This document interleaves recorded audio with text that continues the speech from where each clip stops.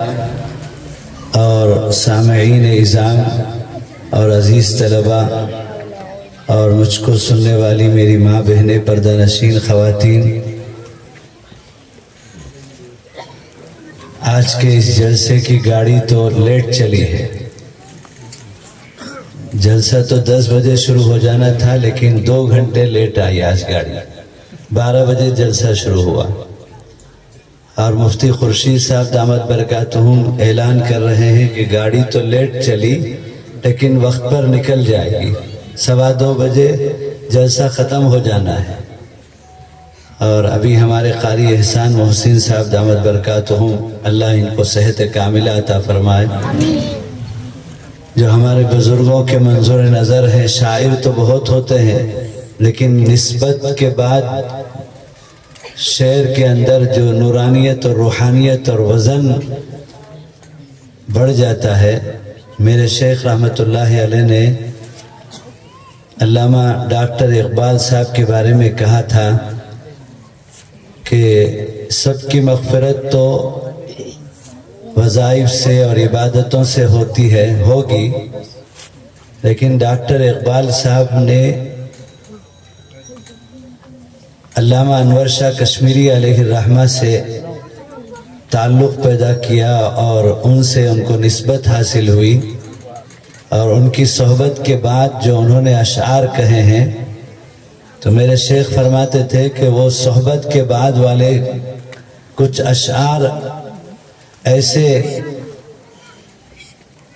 معرفت اور عشق رسول کے اشعار ہیں کہ حضرت فرماتے تھے کہ ان اشعار کی بنیاد پر ڈاکٹر اقبال صاحب کی مغفرت ہو جائے گی۔ میرا تو جی چاہتا تھا کہ اس وقت 1:55 بج رہے ہیں اور 20 منٹ باقی ہے، اور اکابر بھی ہیں، ان سے بھی مجھے سننے کو جی چاہتا تھا، لیکن اور قاری صاحب ولولہ انگیز حمد اور نعت اور ماشاءاللہ عشقیہ اشعار جو پڑھ رہے تھے، تو جی تو چاہتا تھا کہ وہی پڑھتے رہیں اور ہم سنتے رہیں، ان کا ساتھ دیتے رہیں اور دعا ہو جائے۔ سارا پیغام تو، ساری نصیحت تو ان اشعار میں آ گئی، اللہ کی تعریف بھی آ گئی اور آقا صلی اللہ علیہ وسلم کی نعت بھی آ گئی، آپ کے صفات بھی آ گئے، اور پھر قدرت الہیہ کے مناظر اور مشاہد بھی انہوں نے بیان کیے، اور پھر حافظ قرآن اور ان کے والدین کے لیے مقام اور مبارکبادی بھی پیش کر دیا۔ اب رہ کیا گیا؟ میں یہ ایک بات آپ کو بتانا چاہتا ہوں جو آج کے اس جلسے کا میں سمجھتا ہوں کہ اس جلسے کی خصوصیت کے درجے میں آج کا پیغام ہے۔ ابھی ہمارے سامنے مہاراج بابا کچھ نصیحت کر کے گئے مراٹھی زبان میں، ہم کو تو سمجھ میں نہیں آیا، لیکن ان کے انداز سے معلوم ہوا کہ وہ انسانیت کی بات کر رہے تھے۔ آج کے اس جلسے کا اہم پیغام جو اس وقت ہمارے ساتھ حالات ہیں ملک کے اندر، تعصب اور نفرت کے جو حالات ہیں، اس کے لیے ایک حل اور اس کا ایک نسخہ جو اس المیہ کے حل کے لیے میں سمجھتا ہوں آج کا ہمارا یہ جلسہ ہے۔ مفتی صاحب کے جلسے میں مہاراج بابا شریک ہوتے ہیں، اس سے پہلے بھی ہم نے دیکھا، اور مفتی صاحب یہاں کے مقامی غیر مسلم بھائیوں کے ساتھ برابر درجے کا تعلق رکھتے ہیں، اور ابھی بھی وہ کسی کے نکاح میں شریک ہو کر پھر جلسہ گاہ میں آئے، اور یہاں کے غیر مسلموں کو والہانہ درجے میں اس مدرسے سے تعلق ہے، محبت کا۔ وہ آتے ہیں، طلبہ کی خیر خیریت معلوم کرتے ہیں، مدرسے کے احوال پوچھتے ہیں۔ تو یہ آج کے اس جلسے کا پیغام ہے کہ ہمارے ان مدارس کی اہمیت اور ضرورت پر طالب علم نے تقریر کیا، علم دین پر طالب علم نے تقریر کیا، ماشاءاللہ ایک سے بڑھ کر ایک۔ اگر نمبر دینے کو کہا جائے تو میں تو سب کو 100 نمبر دے دوں، 100 के नीचे 90 पर 9, 99, 90 पर 8, 98, इस तरह का कोई फ़र्क मुझे समझ में नहीं आया। माशाअल्लाह छोटे छोटे बच्चों ने पूरे वलवले के साथ, आम तौर पर इस तरह के मौके पर, और यहाँ भी यही हुआ है कि इन बच्चों को रटाया जाता है और रटी हुई तकरीर आकर सुनाते हैं, लेकिन इनके सुनाने में कैफियत का अंदाज़ा हो रहा था कि ये समझकर और जोश और वलवले के साथ, हाल के साथ बोल रहे हैं।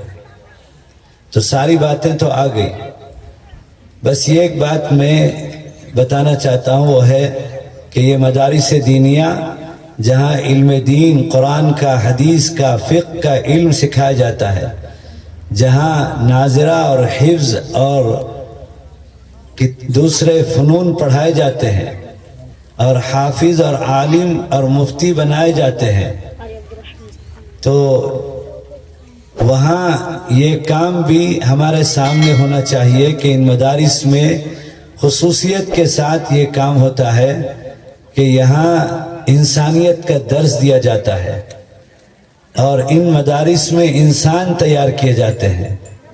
आज से तकरीबन 40 साल पहले मुझे याद पड़ता है, मेरे इलाके में मद्रास में, आंबूर में, जहाँ चमड़ों की फैक्ट्री है, टैनरियाँ हैं, जूते और दीगर लेदर गुड्स बनते हैं, वहाँ मेरे शहर वानिमबाड़ी में मैंने आशिक़ कुरान हज़रत मुहियुस्सुन्ना मौलाना शाह अबरारुल हक़ साहब हरदोई अलैहि रहमा को दावत दिया। मैं दावत देने के लिए खुद हरदोई गया था। हज़रत ने मुझसे पूछा कि मुझे क्यों बुलाना चाहते हो, तो हज़रत आशिक़ कुरान थे। मैंने कहा कि हज़रत मेरा इरादा है इलाके के शोबे हिफ्ज़ के 300 असातिज़ा को मैं जमा करूं और वो असातिज़ा आपसे इस्तिफ़ादा करें। तो हज़रत बहुत खुश हो गए और हज़रत ने मंजूरी दे दी।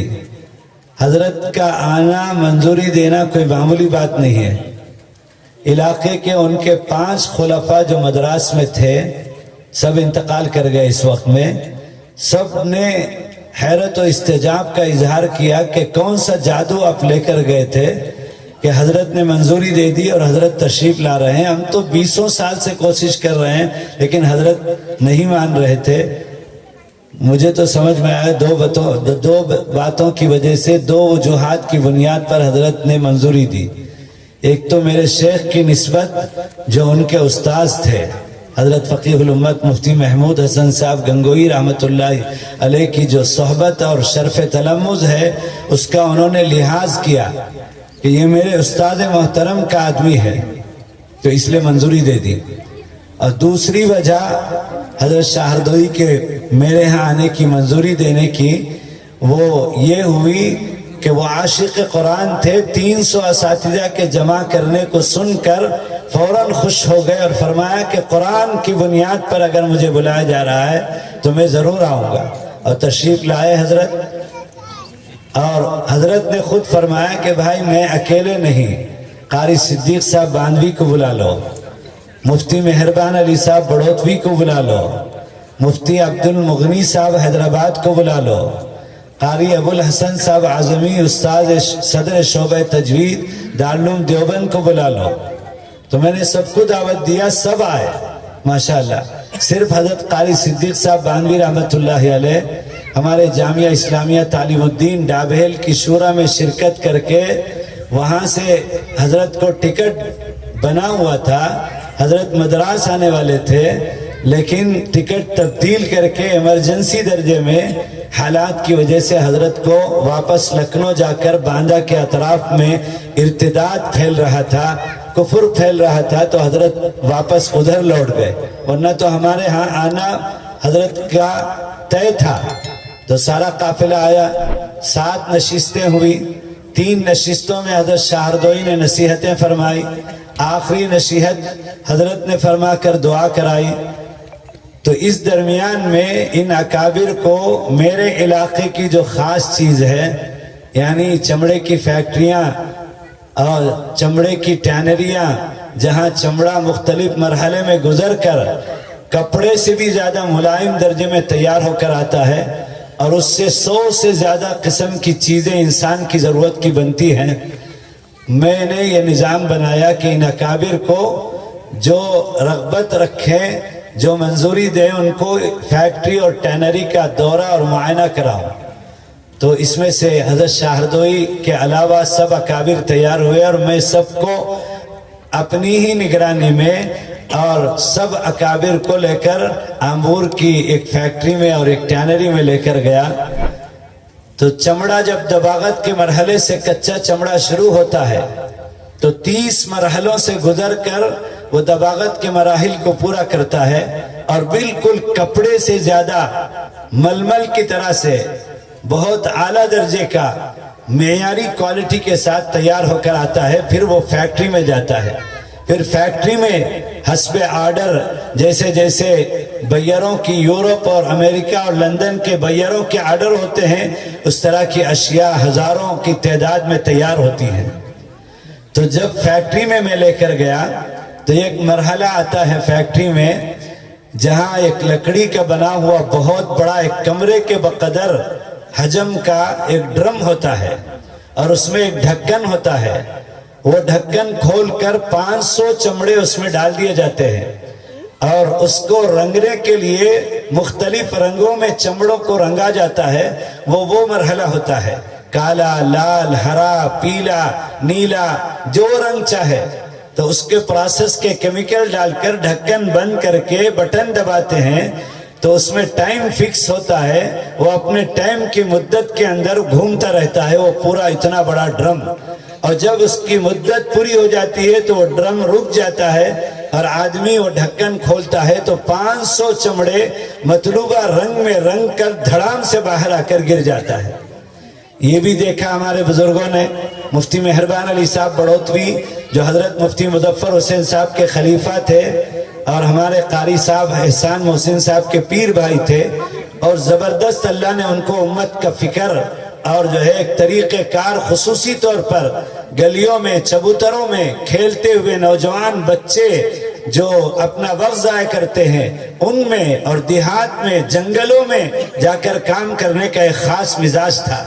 وہ بہت دلچسپی سے یہ سارا منظر دیکھ رہے تھے. جب پوری معائنے سے فارغ ہو گئے تو جو ٹینری کے مالک تھے اونر ان کے سامنے میں نے لا کر چائے ناشتے کے لیے بٹھایا. تو وہ جو اونر تھے حاجی سعید صاحب مرحوم انہوں نے پوچھا بزرگوں سے ہماری فیکٹری کیسے لگی. تو سب نے تعریف کری کہ آج ایک نئی معلومات کا اضافہ ہوا کہ چمڑا کچا جانور کا، بکری کا، بکرے کا، گائے کا اور بیل کا اور جو ہے بھینس کا کس طرح سے دباغت کے مرحلے سے گزر کر انسان کے استعمال کے لائق ہوتا ہے. آج ایک نئی معلومات کا اضافہ ہوا.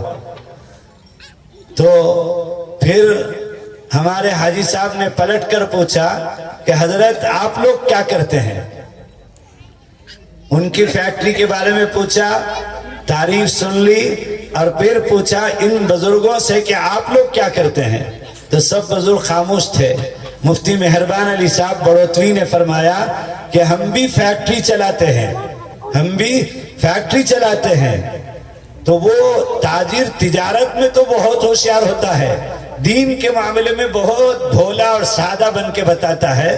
تو حاجی صاحب نے پلٹ کر کہا کاہے کی فیکٹری چلاتے ہیں، کپڑے کی، لوہے کی، اور کاہے کی فیکٹری چلاتے ہیں آپ لوگ. تو حضرت نے فرمایا کہ ہم انسانوں کے تیار کرنے کی فیکٹری چلاتے ہیں. یعنی مدرسہ کو حضرت نے تعبیر کی کہ یہاں انسان تیار کیے جاتے ہیں. اور پھر حضرت نے فرمایا مفتی سبیل صاحب نے ہمیں ایک مرحلے میں بتایا کہ 500 چمڑے 1 گھنٹے کے اندر رنگ کر بیک وقت تیار ہو کر باہر آ جاتے ہیں. یہ تو بہت آسان کام ہے. ہمارے مدرسوں میں جہاں ہم انسان تیار کرتے ہیں، ایک درسگاہ میں ایک استاذ کے پاس 15 طلبہ ہوتے ہیں تو ہر طالب علم کا پروسیس اور پروسیجر اور فارمولہ الگ الگ ہوتا ہے. سارے 15 طلبہ کو ہم ایک فارمولے سے نہیں چلا سکتے. یہ جو ابھی 8 بچوں نے حفظ قرآن مجید مکمل کیا اور تقریباً 57 طلبہ 2008 سے لے کر اب تک حافظ قرآن ہو گئے اور وہ طلبہ آگے اپنا علمی سفر باقی رکھتے ہوئے عالم دین ہو گئے، مفتی ہو گئے. دیکھتے دیکھتے اس مدرسے کا فیض اتنا اوپر درجے میں آپ کے سامنے باہر آ گیا. آپ کوئی ڈھکی چھپی بات نہیں ہے. تو حضرت فرما رہے تھے کہ ان حفاظ کے تیار ہونے میں، ان علماء کے تیار ہونے میں لوہے کے چنے چبانے پڑتے ہیں. ایک طالب علم شریف ہوتا ہے، ایک طالب علم شریر ہوتا ہے، ایک طالب علم گرم ہوتا ہے، ایک طالب علم نرم ہوتا ہے، اور الگ الگ مزاج کے الگ الگ طلبہ ہوتے ہیں. اور استاذ 3 سے 4 سال تک ایک طالب علم کو حافظ قرآن بنانے کے لیے روزانہ نئے نئے مرحلوں سے اس کا حل دے کر اسے آگے لے جاتا ہے. تب چل کر یہ طالب علم حافظ قرآن بنتا ہے. طالب علم کی انتھک محنت، استاذ کی جہد مسلسل، اور انتظامیہ کی ہمہ وقت کی فکر، اور معاونین کے مخلصانہ تعاون، اس کے بعد یہ نتیجہ جلسے میں سامنے آتا ہے. یہ کوئی جلسہ ایسے آرٹیفیشل جلسہ نہیں ہے. اور آپ کو اس لیے بلایا جاتا ہے کہ آپ کو معلوم ہونا چاہیے کہ ان مدرسوں میں کیا ہوتا ہے. اور میں آپ کو صاف لفظوں میں کہتا ہوں کہ یہ مدرسے جب تک روئے زمین میں باقی ہیں تو دین زندہ ہے تو یہ دنیا کا نظام چلتا رہے گا. اور جس دن یہ مدرسے خدا نہ کرے بند ہو جائیں تو دینی سلسلہ رک جائے گا اور اللہ کا نام لینے والا کوئی نہیں رہے گا. تو پھر دنیا کا نظام اللہ تعالیٰ درہم برہم کر دیں گے. یہ مدارس بجلی کے پاور ہاؤس کی طرح سے دین کے پاور ہاؤس ہیں. جس مومن کا مدارس سے، علماء سے جتنا تعلق ہوتا ہے اس کی زندگی میں اتنا دین آتا ہے. یہ مدارس ہی سے دعوت کے کام کی سیرابی ہے. یہی مدارس سے خانقاہوں کی سیرابی ہے.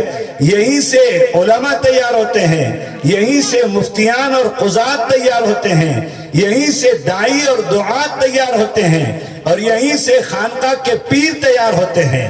حضرت مولانا الیاس صاحب علیہ رحمہ دارالعلوم کے ہزاروں فضلاء میں سے وہ بھی ایک دارالعلوم کے فارغ اور فرزند ارجمند ہیں جن سے اللہ نے تجدیدی طور پر اس قرب قیامت کے زمانے میں 100 سال پہلے آقا صلی اللہ علیہ وسلم کے حکم پر سرپرستی اور رہبری میں دعوت کے کام کا آغاز ہوا، اور آج پوری دنیا میں چپے چپے میں دعوت کا کام پہنچ گیا. حضرت مولانا رشید احمد صاحب گنگوئی، حضرت مولانا قاسم نانوتوی، وہ انہی مدارس کے پیداوار اور پروڈکٹ ہیں جن سے اللہ نے لاکھوں مدرسوں کا وجود بخشا. اور ساری دنیا میں اللہ اللہ کی صدائیں جو آج گزر رہی ہیں وہ یہی مدارس کی پیداوار ہیں. علامہ تقی عثمانی جو اس وقت روئے زمین کے سب سے بڑے عالم دین ہیں، جن کو شیخ الاسلام کہا گیا، وہ مقام اللہ نے عطا کیا. وہ فرماتے ہیں کہ میں ساری دنیا میں گیا اور اللہ نے مجھے سیر و سیاحت کے لیے نہیں، دین کی ترقی اور ترویج اور اشاعت کے لیے ساری دنیا میں بھیجا. دنیا زمین گول ہے جو جغرافیہ میں پڑھایا جاتا ہے. اللہ نے مجھے نقطہ آغاز سے نقطہ اختتام تک دائرے کی شکل میں پوری دنیا میں بھیجا. حضرت فرماتے ہیں کہ جہاں کہیں میں گیا تو یہ داڑھی، جبہ، پاجامہ، یہ امامہ اور یہ مسواک، ٹخنوں سے اوپر لباس، اور جو ہے یہ اللہ اللہ کی صدائیں، یہ قال رسول کی صدائیں مجھے نظر آئی. جہاں میں گیا وہاں پر تو میں نے کھوج کیا کہ یہ شکلیں یہاں کیسے نظر آ رہی ہیں، تو مجھے نتیجہ ملتا ہے کہ یہ دارالعلوم دیوبند کا فیض ہے، یہ مظاہر سہارنپور کا فیض ہے، اور یہ مدارس اسلامیہ کا فیض ہے جو ساری دنیا کے چپے چپے میں پہنچ گیا.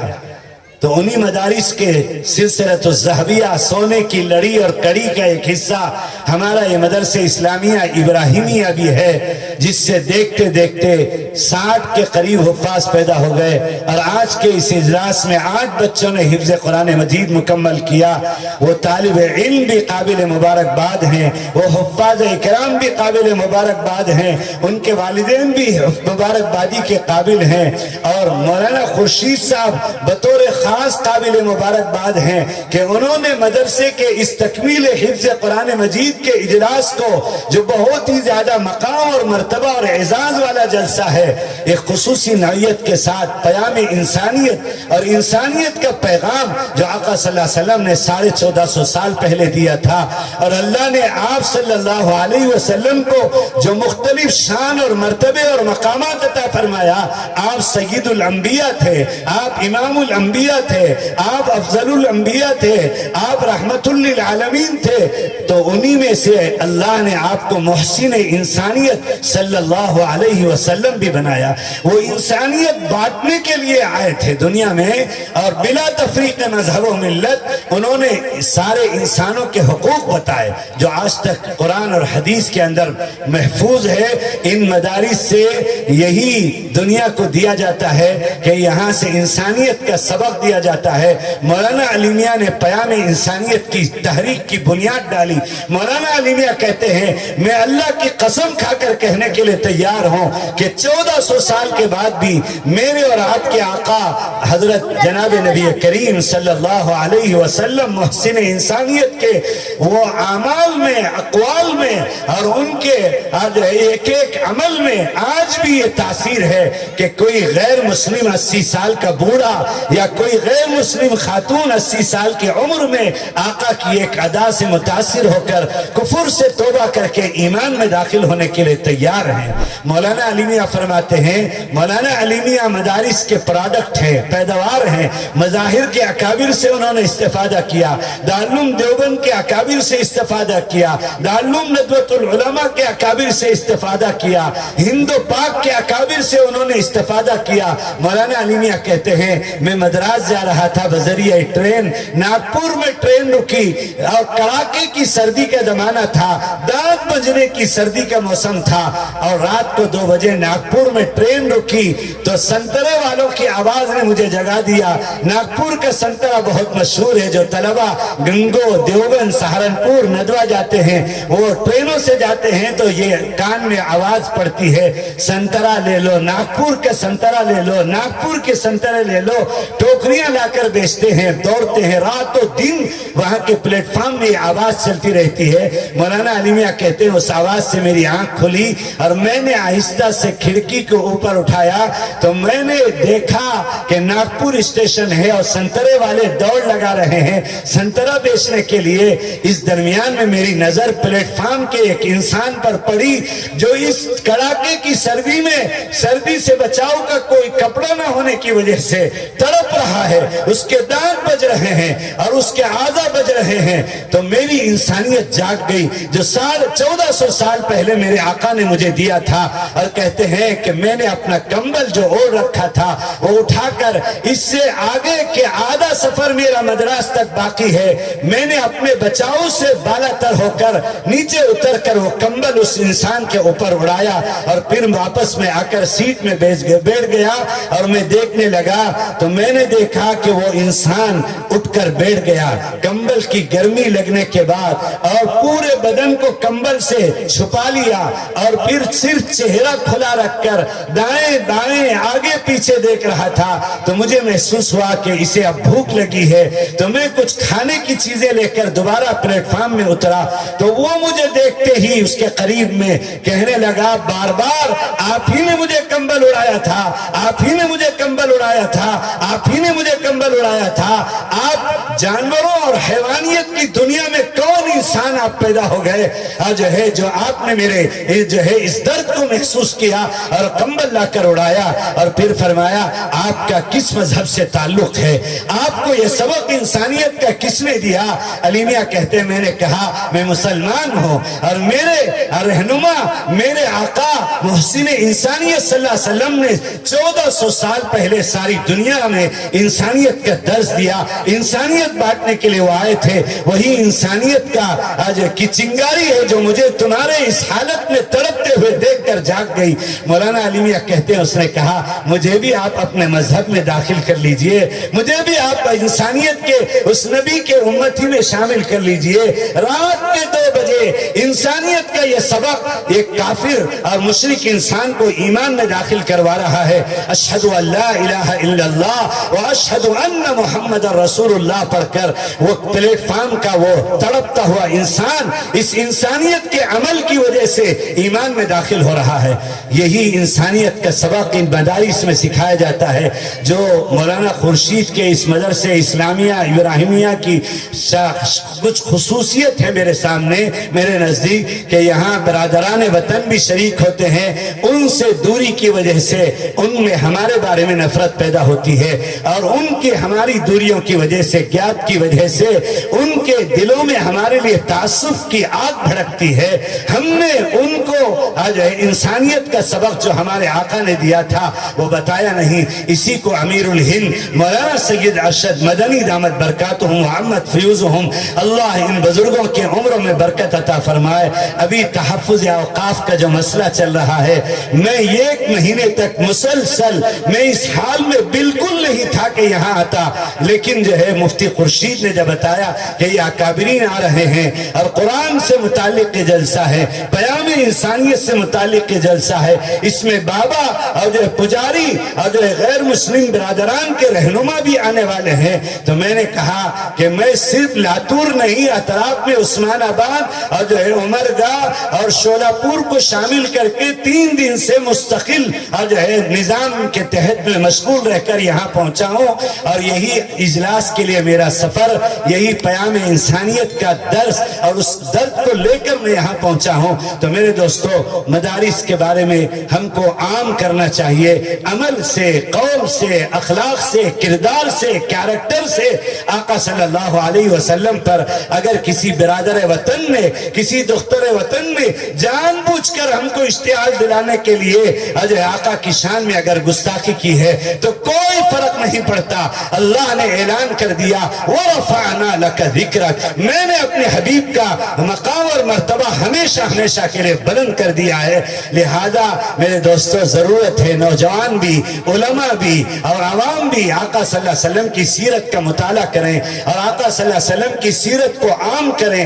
ہر زبان میں اگر مال دیا ہے تو معتبر کتب سیرت کو خرید کر کالج کے طلبہ اور جو تاجر اپنے دوست احباب اور تعلقات والوں کو تحفہ پیش کریں۔ اسی طرح سوشل میڈیا میں اپلوڈ کریں، اتنا اپلوڈ کریں، اتنا اپلوڈ کریں، اتنا اپلوڈ کریں آقا کی سیرت کو کہ تمام گمراہ فرقے کے تمام چینل کی دھلائی ہو جائے اور کوئی چینل وہاں نظر نہ آئے اور وہاں سے کفر اور شرک مٹ جائے اور گمراہی ختم ہو جائے۔ سوشل میڈیا کے اندر سے کرنے کا کام جو ہمارا تھا ہم نے نہیں کیا، تو سوشل میڈیا کو گمراہ فرقوں نے بھر دیا ہے۔ میرا بیان یا مولانا کا بیان، قاری صاحب کے اشعار سننے کے لیے آج کوئی جانا چاہتا ہے تو ہمارے چینل سے پہلے وہاں قادیانیت کا چینل نظر آتا ہے، وہاں انکار حدیث کا چینل نظر آتا ہے، وہاں ایکس مسلم کا چینل نظر آتا ہے، وہاں انجینئر مرزا کا چینل نظر آتا ہے، وہاں شکیل ابن حنیف کا چینل نظر آتا ہے، وہاں اتحاد بین المذاہب کا چینل نظر آتا ہے، اور ہمارا نوجوان اس کو دیکھنے کے لیے اگر کھولے تو اس میں بھی جادو اور مسمرزم ہے، اور وہ کیچڑ کی طرح سے وہ چینل اسے کھینچ لیتا ہے اور اس کا ایمان سلب ہو جاتا ہے۔ اس لیے میرے دوستو، اچھے اچھے دیندار گھرانے کی اولاد بھی اب گمراہ فرقے کے زد میں ہے۔ آج اس جلسے کا یہی پیغام ہے کہ ایمان سب سے بڑی دولت ہے، اور میرے اور آپ کے آقا صلی اللہ علیہ وسلم ساری انسانیت کو انسانیت کے درس کی شکل میں ایمان کی دولت دینے کے لیے اور جہنمیوں کو جنتی بنانے کے لیے وہ بھیجے گئے تھے۔ لہذا یہ مدارس کی حقیقت کو، پیغام کو، درس کو یہاں سے لے کر جائیں اور آقا کی سیرت کا خوب مطالعہ کریں اور آقا کی سیرت کو سوشل میڈیا میں جو ہے اپلوڈ کریں اور آقا کی سیرت کو غیروں کے سامنے پیش کریں اور اتنا ذکر کریں، اتنا ذکر کریں کہ آقا کی سیرت سے فضا بھر جائے اور اس کے تبادلے میں ساری دنیا میں ہدایت کی ہوائیں چل جائے اور آقا صلی اللہ علیہ وسلم کی سنتیں گھر گھر میں اور جو ہے فرد فرد میں پہنچ جائے. شیخ الحدیث علیہ الرحمہ نے فضائل اعمال میں وہ حدیث نقل کی ہے, بارہا ہم نے تعلیم میں سنا ہے. اس حدیث پر میں آپ کو حوصلہ دینے کے لیے اور آپ کا سر اونچا کرنے کے لیے اور آپ سے مایوسی اور خوف اور ڈر ختم کرنے کے لیے اور اس ملک میں حقدار بن کر شعائر تو ہے ہی, اساس اور عقائد تو ہے ہی. مولانا علی میاں نے 7 سالہ کے اجلاس میں کہا تھا کہ ہم اس ملک میں اوابین اشراق چاشت اور تہجد کے ساتھ اور داڑھی اور امامے کے ساتھ اور مسواک اور ٹخنوں سے اوپر لباس کے ساتھ جینے کا حق رکھتے ہیں, اور ہم جیئیں گے تو اسلام اور دین کے ساتھ اور اساس اور عقائد کے ساتھ اور آداب و سنن اور نوافل کے ساتھ جیئیں گے, اور اسی حالت میں ہم مریں گے. تو میرے دوستو, یہ عزم, یہ جذبہ, یہ ولولہ اور جو ہے یہ کیا کہتے ہیں پختہ ارادہ اور یہ پیغام, یہ درس آج کے اس جلسے سے لے کر جائیے. اسی کے لیے ہم لوگ آئے ہیں, ورنہ تو ہم کو یہاں کوئی تفریح کی چیز نہیں ہے کہ ہم تفریح کے لیے آئے ہیں. میں نے تو کہا کہ آج اس جلسے کی کرامت, کامیابی کی, عند اللہ مقبولیت کی علامت یہ ہے, یہ اللہ کا ولی مولانا عبدالرحیم صاحب جو ہے یہ یہاں جلسے میں آ گئے اور 2 منٹ ان کو بلایا مولانا خورشید صاحب نے, 1 منٹ میں یہ دعا دے کر کے جا کر بیٹھ گئے. ایسے کچھ اللہ کے بندے قلندر ہوتے ہیں جن کی توجہات سے یہ سارا نظام چل رہا ہے. اس لیے میڈیا کے ذریعے سے جو خوف و ہراس اور مایوسی پیدا کی جا رہی ہے, ہرگز اس مایوسی میں جانے کی ضرورت نہیں ہے. ملازمت سے آگے بڑھ کر ہمارا نوجوان طبقہ تجارت سے اپنے آپ کو جوڑے, سوشل میڈیا کے گناہوں سے اپنے آپ کو بچائے, سوشل میڈیا کے گمراہ فرقوں سے چوکنا رہے اور ایمان والی زندگی دعوت کے ذریعے سے, دینی تعلیم کے ذریعے سے, علماء اور اللہ والوں سے تعلق کے ذریعے سے اپنی زندگی میں دین پیدا کریں اور موت تک دین والی زندگی گزار کر ایمان کے ساتھ دنیا سے جانے کا عزم کریں. اللہ ہم سب کو توفیق عطا فرمائے. حضرت جناب نبی کریم آقا صلی اللہ علیہ وسلم فرماتے ہیں, میرا لایا ہوا دین, میرا لایا ہوا دین جب تک ہر کچے پکے مکان میں داخل ہو کر نہیں رہے گا, میرا لایا ہوا دین جب تک ہر کچے پکے مکان میں داخل ہو کر نہیں رہے گا, لا تقوم الساعة, قیامت نہیں آئے گی. اشرار پر اور جو ہے قیامت آئے گی, مسلمانوں پر اور ایمان والوں پر, اشراف پر قیامت نہیں آئے گی. اس لیے میرے دوستو, ساری دنیا کا future, the good future of the world is Islam, the good future of the world is Islam, not for only India. اس ملک کا روشن مستقبل صرف نہیں بلکہ ساری دنیا کا مستقبل دین اسلام سے جڑا ہوا ہے. اس لیے سر اٹھا کر عزم کے ساتھ, حوصلے کے ساتھ, ہمت کے ساتھ, دین اور تقاضے دین کے ساتھ زندگی گزاریے اور انسانیت کا پیغام کو عام کیجئے.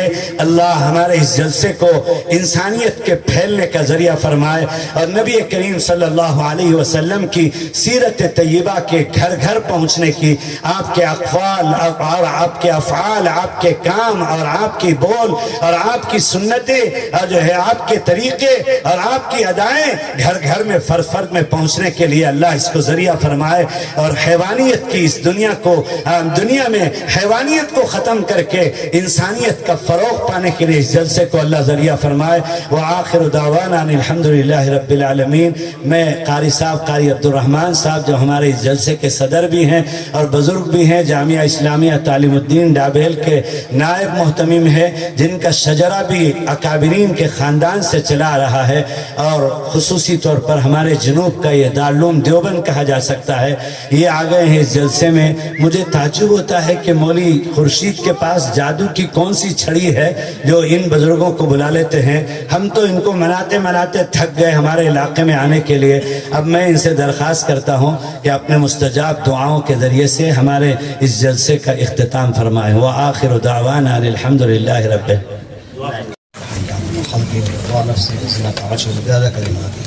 اللهم لك الشكر وإليك الشكر. بسم الله الرحمن الرحيم. الحمد لله رب العالمين الرحمن الرحيم مالك يوم الدين. إياك نعبد وإياك نستعين. اهدنا الصراط المستقيم صراط الذين أنعمت عليهم غير المغضوب عليهم ولا الضالين. اللهم صل على سيدنا مولانا محمد وعلى آل سيدنا مولانا محمد كما صليت على سيدنا إبراهيم وعلى آل سيدنا إبراهيم إنك حميد مجيد. اللهم بارك على سيدنا مولانا محمد وعلى آل سيدنا مولانا محمد كما باركت على سيدنا إبراهيم وعلى آل سيدنا إبراهيم إنك حميد مجيد. اللهم صل على سيدنا مولانا محمد كلما ذكره الذاكرون، وصل على سيدنا مولانا محمد كلما غفر عن ذكر الغافلون. اللهم صل على سيدنا مولانا محمد وعلى آل سيدنا مولانا محمد صلاة تنجينا بها من جميع الأحوال والآفات، وتقضي لنا بها جميع الحاجات، وتطهرنا بها من جميع السيئات، وترفعنا بها عندك على الدرجات، وتبلغنا بها أقصى الغايات من جميع الخيرات في الحياة وبعد الممات، إنك على كل شيء قدير. ربنا آتنا في الدنيا حسنة وفي الآخرة حسنة وقنا عذاب النار. ربنا ظلمنا أنفسنا وإن لم تغفر لنا وترحمنا لنكونن من الخاسرين.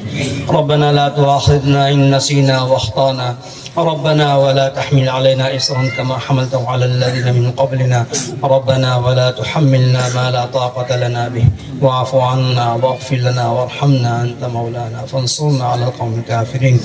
ربنا لا تؤاخذنا إن نسينا وأخطأنا. ربنا ولا تحمل علينا إصرا كما حملته على الذين من قبلنا. ربنا ولا تحملنا ما لا طاقة لنا به، واعف عنا واغفر لنا وارحمنا أنت مولانا فانصرنا على القوم الكافرين. ربنا لا تزغ قلوبنا بعد إذ هديتنا وهب لنا من لدنك رحمة إنك أنت الوهاب. ربنا فاغفر لنا ذنوبنا وكفر عنا سيئاتنا وتوفنا مع الأبرار. ربنا وآتنا ما وعدتنا على رسلك ولا تخزنا يوم القيامة إنك لا تخلف الميعاد. اللهم وفقنا لما تحب وترضى من القول والعمل والفعل والنية والهدى إنك على كل شيء قدير. اللهم اجعلنا هادين مهتدين غير ضالين ولا مضلين، سلما لأوليائك وحربا لأعدائك، نحب بحبك من أحبك ونعادي بعداوتك من خالفك من خلقك. اللهم وفقنا لما تحب وترضى. اللهم اقسم لنا من خشيتك ما تحول به بيننا ومعاصيك، ومن طاعتك ما تبلغنا به جنتك، ومن اليقين ما تهون به علينا مصائب الدنيا، ومتعنا بأسماعنا وأبصارنا وقوتنا ما أحييتنا، واجعله الوارث منا. اللهم لا ثأرنا على من ظلمنا. اللهم انصرنا على من عادانا، ولا تجعل مصيبتنا في ديننا، ولا تجعل الدنيا أكبر همنا ولا مبلغ علمنا، ولا تسلط علينا من لا يخافك ولا يرحمنا. اللهم زدنا ولا تنقصنا، وأكرمنا ولا تهنا، وأعطنا ولا تحرمنا، وآثرنا ولا تؤثر علينا، وأرضنا عنك وارض عنا. اللهم ألهمنا رشدنا، اللهم ألهمنا رشدنا، وأعذنا من شرور أنفسنا. اللهم إنا نسألك فعل الخيرات وترك المنكرات وحب المساكين، وأن تغفرنا وترحمنا ربنا آتنا من لدنك رحمة وهيئ لنا من أمرنا رشدا. ربنا فاغفر لنا ذنوبنا وكفر عنا سيئاتنا وتوفنا مع الأبرار. ربنا وآتنا ما وعدتنا على رسلك ولا تخزنا يوم القيامة إنك لا تخلف الميعاد. رب اغفر لي ولوالدي وللمؤمنين يوم يقوم الحساب. ربنا اغفر لنا ولآبائنا ولإخواننا الذين سبقونا بالإيمان، ولا تجعل في قلوبنا غلا للذين آمنوا ربنا إنك رؤوف رحيم. ربنا تقبل منا إنك أنت السميع العليم، وتب علينا يا مولانا إنك أنت التواب الرحيم، واهدنا إلى الحق وإلى طريق مستقيم. اللهم اجعل القرآن الكريم لنا إماما ونورا وهدى ورحمة، ولا تجعله علينا وبالا وغضبا ونقمة.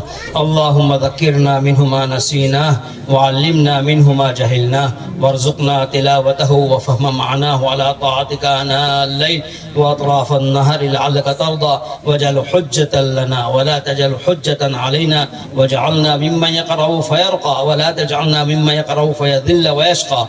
اللهم إنا نستودعك أدياننا وأبداننا وأنفسنا وخواتم أعمالنا. اللهم أصلح ولاة المسلمين، اللهم أصلح ولاة المسلمين، اللهم أصلح ولاة المسلمين، ووفقهم للعدل في رعاياهم والإحسان إليهم والشفقة عليهم والرفق بهم والعناية بمصالحهم، وحببهم إلى الرعية، وحبب الرعية إليهم، ووفقهم إلى صراطك المستقيم وإلى العمل بأحكام وأحكام دينك القويم إنك أنت السميع العليم. یا اللہ ہمارے گناہ کو معاف فرما، خطا کو درگزر فرما. یا ہم بہت گنہگار ہیں، یا اللہ ہم خطاوار ہیں، مہا پاپی ہیں.